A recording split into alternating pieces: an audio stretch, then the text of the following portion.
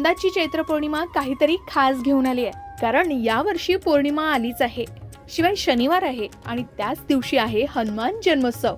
हा योग खरंच फार दुर्मिळ आहे आणि प्रचंड शक्तिशाली सुद्धा. शनिवार हा दिवस आपल्या बजरंगबलींना फार प्रिय आहे आणि त्यातच पौर्णिमेच्या दिवशी चंद्राची पूर्ण कृपा असते. त्यातच हनुमान जन्मोत्सव आहे, म्हणजेच एकाच दिवशी शनिदेव, चंद्रदेव आणि हनुमानजींची एकत्र पूजा करण्याची खास संधी आपल्याला मिळणार आहे. मग या दिवशी काय करायचं, चला बघूया. या दिवशी सुंदरकांड पठण, हनुमान चालीसा पठण, हनुमाष्टकम आवर्जून म्हणावं. केळी, गुळ, चणे या दिवशी हनुमंताला चढवावे आणि गरजू व्यक्तींना अन्नदान, वस्त्रदान आवर्जून करावं. असं म्हटलं जातं की या योगायोगात केलेलं व्रत आणि उपाय दुप्पटच नाही तर चौपट फळ देतात. म्हणून या गोष्टींनी आपल्या मनोकामना पूर्ण होऊ शकतात, संकट टळतात आणि जीवनात शांती, आरोग्य आणि बल लाभतं.